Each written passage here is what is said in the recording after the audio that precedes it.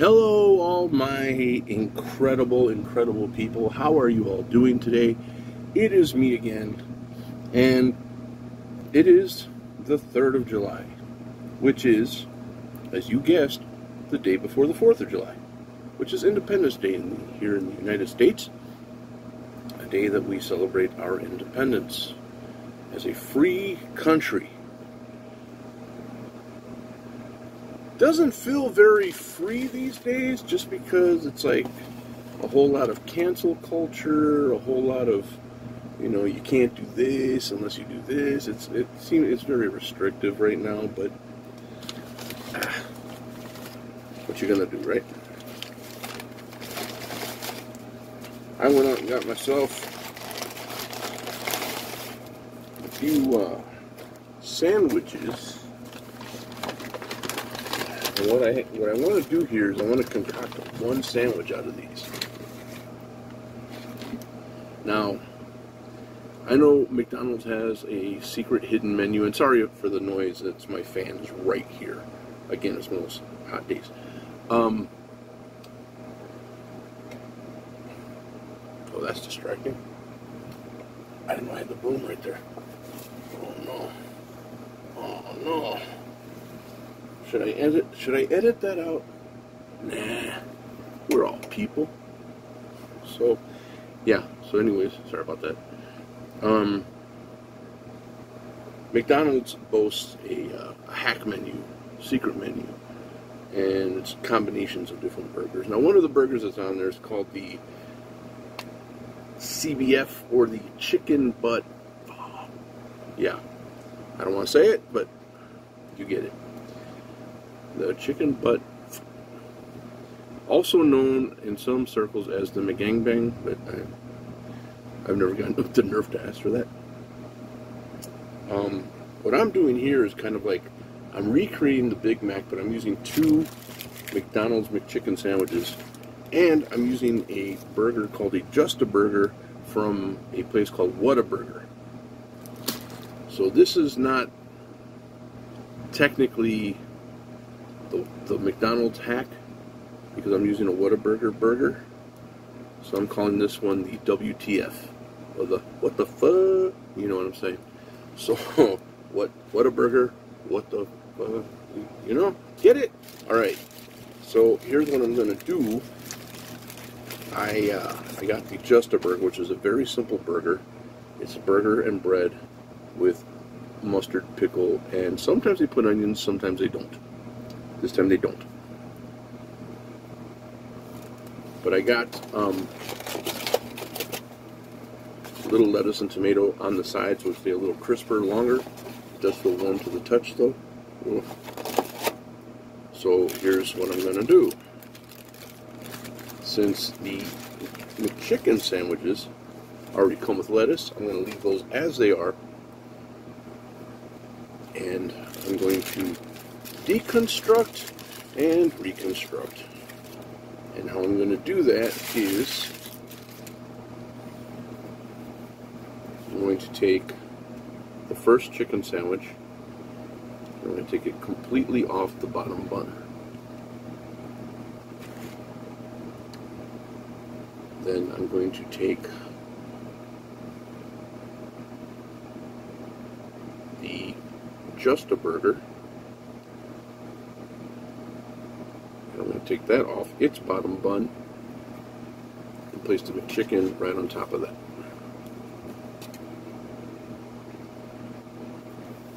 Now, that lettuce and tomato is going to go on the Just a Burger. Ooh, they put 2 slices of tomato. Magnificent. And just enough lettuce. Yes, they didn't skimp too much on the lettuce. I thought they were going to get real chintzy with it, but no, they put plenty.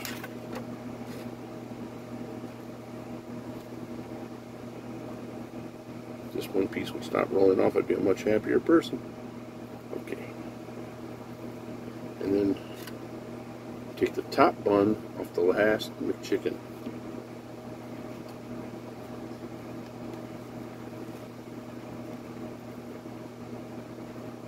Oh wait, I made a mistake. No, that was supposed to stay on. Sorry.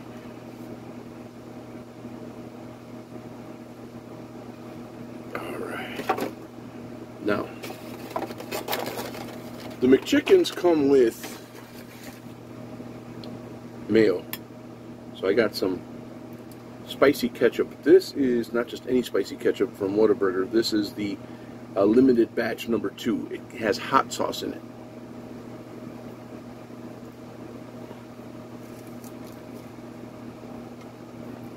And this, as they say, is where we separate the men from the boys.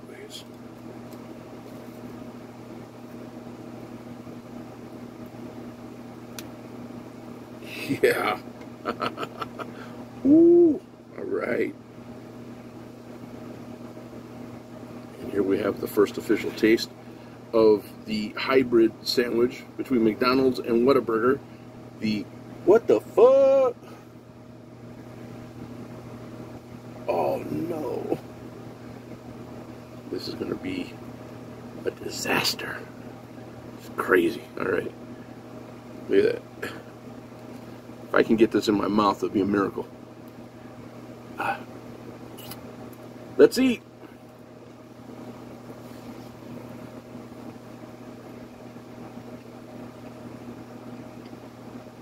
Mmm.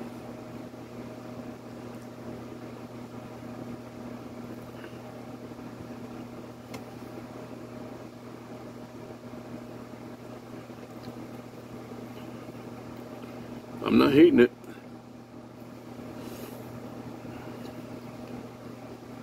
Mm.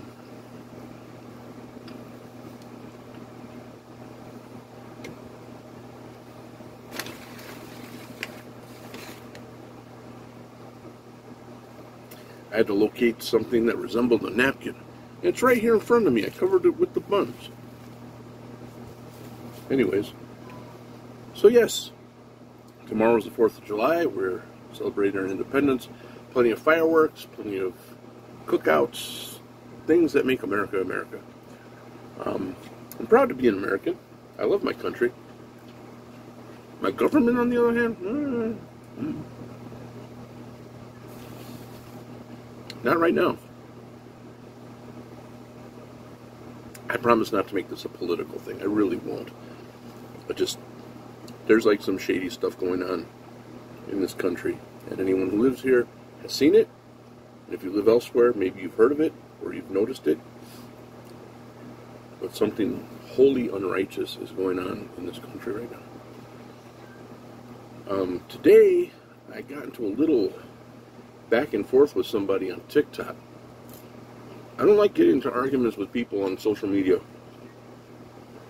because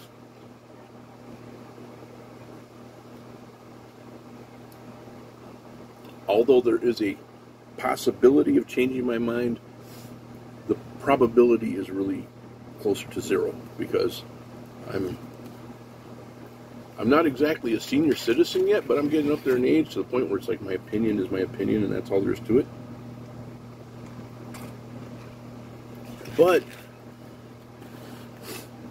it's not even about my opinion, really. It's about facts. Facts. That's what I like to deal with. I like to deal in facts. I try not to get too heavy-handed with this. But the back and forth was on a video. They showed a. Hey, what was that? Shoot! Did you hear that? That squeaking noise? Oh, it was a cat. There was a cat out there. I thought there was something crawling through my floor. That's embarrassing. I'm not going to edit that out. I'm going to keep it in. That's entertainment.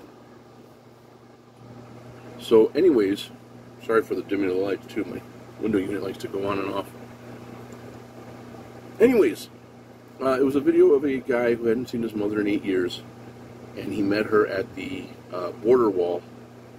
There's slats between the gate or the wall, so he was able to like see her through the slats, reach his arm through, give her a hug, and it was pretty sad, you know. 8 years of not seeing someone you love, anyone you love. This happened to be his mother. That's pretty sad.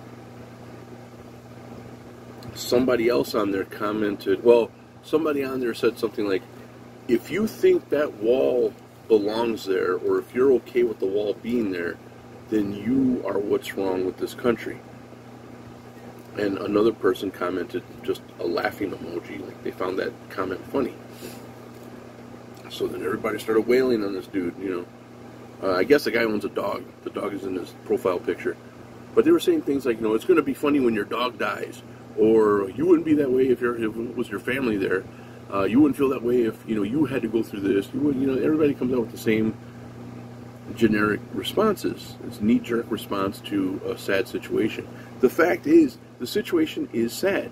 The other fact is, nobody knows what the situation is. Nobody knows why he's on this side of the border and she's not. Nobody knows how he got to the side of the border. Is she going to follow suit as soon as they have money? Because she was holding a baby. She might have other kids and they can't bring them all over. So there's a lot of factors there. But all I mentioned was that I don't think he finds the situation funny. I think he finds it funny that people can't grasp the concept of a guarded border, of a, you know, a secure border. I mean, every other country in the world has a border, and you have to obey those laws. You know, you can't just waltz in whenever you feel like it. You'll get dealt with. Even in Canada, you can't just walk across the border and be like, here I am, I'm in Canada. You know, you're going to get checked. You're going to get your ID checked, all that. If you can't verify who you are, chances are you're not going to get to stay. People equate a secure border with a closed border, completely closed. No, we don't want them in here. That's not it. That's not it at all. I welcome people over into this country with open arms. If you're not here to mess around, if you're not here to destroy anything, if you're not here to create a higher crime rate than we already have, trust me, we have our own criminals here. We don't need any more. If you're not here to, you know, human traffic or deal in drugs or any of that stuff, please consider yourself welcome. But there is a certain route to becoming, you know, to becoming a citizen and to, you know, being over here. So people just seem to like dismiss all that. It's like, you come over here illegally, they're like, what's the crime? I don't know, the part that said illegal. Illegally entering the country, that's illegal. That's a crime. And I understand what they're saying. They're saying that it's inhumane and they feel sad and they feel bad, but you're going by your feelings. See, that's the thing. That's the big difference there, is that you can go by facts or you can go by feelings. It's like most places have a law against feeding meters. Okay? You want to be a good person, you want to, you know, help somebody out when they, you know, when they're in need. You know they're going to get stuck with a high ticket. You see that their meter's about to go out, you throw 2 quarters in there. You know, just give them a little extra time. But if a cop sees you doing that, you're going to get in trouble for it because you're not supposed to do that. You're taking away revenue that they're counting on, I guess. And whatever the reason, it is illegal to do that. You can't do it. Same thing with people. We've had an incident here not too long ago. There was a guy who set up at a park and he was feeding the homeless. It's an honorable thing. I'm very big on people who don't have food getting fed. I'm very big on that. But the place he was doing it at had a ban on that kind of thing, mostly because it created too much litter, it created too much traffic, and there were people, unsavory types, that were there not to get fed, but to roll people and to steal from them and to rob them, harass them while they're waiting for a bus, because there's like 3 or 4 bus stops in that area. So they made it illegal, and when the guy was trying to feed them, they took down all his stuff and they gave him a big fat ticket, and everybody was up in arms about it. Like, how could you ticket someone for feeding the homeless? Yeah, when you say it like that, it sounds horrible. But if you're told, hey man, you can't set up here, it's illegal to do it here, and you still set up, you're rolling the bones, man. You're taking a chance. You may get busted, you may get fined, you may even get arrested for it. It's going to sound horrible. It's not going to look good in the public eye. The man gets arrested while trying to feed the homeless. That doesn't sound right. So you have people who are like, you know, they're being compassionate, and I understand that. And people want a better life here. I understand that. And We have the asylum laws, we have the asylum seekers that want to get away from all the crime and all the drugs and all the danger and stuff. I understand that. But you can't shortcut your way in and not get dealt with. You can't cross through the river or in the back of a semi-truck illegally and then be like, well, I just want to escape from all the crime and stuff over there. It doesn't work like that. You've made an illegal move and you're going to be dealt with accordingly. There are too many people we have very lax asylum laws. So, you come over with your child. Me and my child are trying to escape, and we have to take you in immediately. But they started finding out that a lot of the children that they were bringing over were not related to them. They did DNA tests on them and checked them out. I was like, wait a minute, this child isn't even related to you. And I knew that was going to happen because these are criminals that we're dealing with. These are people trying to get into this country for nefarious reasons. And they'll snatch a kid off the street. Hell, they'll even buy a kid off the street if they can get a good price on it, just to say, yes, this is my child and I need asylum. Because our asylum laws are so lax. And a lot of the people at the Capitol was like, oh, we got to keep the borders open, just be, good people and be humanitarians. It's not about being humanitarians. They're trying to throw off the numbers.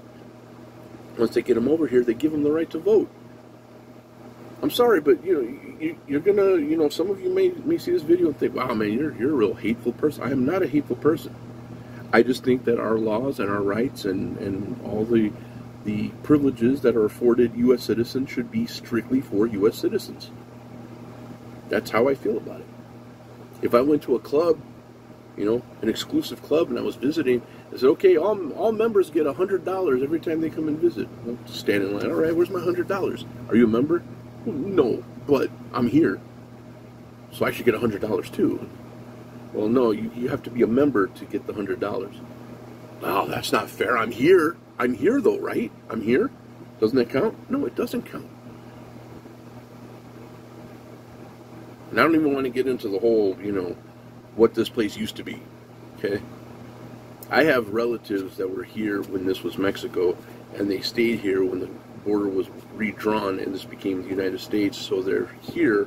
They didn't cross borders to get here, but they are here after the border was redrawn. And people like to always say, don't forget, this was Mexico. And? So what? It's not Mexico now, man. I always use the analogy, if I have a house, right, and then I sell the house to someone else, I can't go there whenever I feel like it. I'll walk through the front door, sit on their sofa, put my feet up on their table. Hey, what are you doing in my house? Well, it used to be my house. I used to live here. No, that's have me arrested. Same thing here. It's like I don't care what it used to be. What is it now? So that was the big debate. Was this video on TikTok? It was sad. Yes, people got in their feelings. Sure, I was even saddened by that this guy hadn't seen his mother in 8 years. That's terrible. Maybe she's on her way over. Maybe he's working to save up to bring them all over. I don't know. Maybe he came over illegally. I'll give him the benefit of the doubt and say he's there. He's here completely legally. He went through the right channels. Probably took him a while to get through, but that's how you do it. That's the way it's supposed to be done. So that was my day-to-day. I got into it. And like I said, I hate getting into back and forth on social media because nobody's going to give up their ground. Nobody's going to say, you know what, you're right. It's a never-ending war with unlimited ammo. And this person was doing like everybody else does. They'll say, you're ignorant, you're stupid, you should shut up, don't talk to me, blah, blah, blah. And another thing, I was like, how are you going to tell me not to talk to you, but you're going to keep talking to me? That's not how that works either. You're going to keep coming at me, I'm going to say something. I wasn't saying anything that wasn't true. I didn't say, oh, well, he probably came over here dealing drugs, and his mother's probably a prostitute. But I didn't say nothing like that. I dealt in facts. That border wall is there for a reason. Our border should be secure. When there was talk of putting up a border wall, it's just going to be a great big wall. And right in the middle of it, a big, beautiful door where people can come in legally. Everybody just heard the part about a wall and said, oh, he wants to keep all the Mexicans out. And he wants to get rid of all the Mexicans. You can't get rid of Mexicans that are U.S. citizens, man. You can't deport a U.S. citizen. That's not how that works at all. You want to drum up that kind of hysteria, go ahead, but it's not true. But if you're here illegally, then yeah, you're taking your chances. Plain and simple. Well, I'm at the 20-minute mark, so let's do one more bite of this stupendous sandwich. Mmm.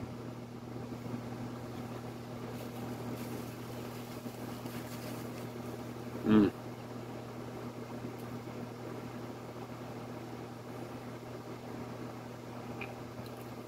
That is so good.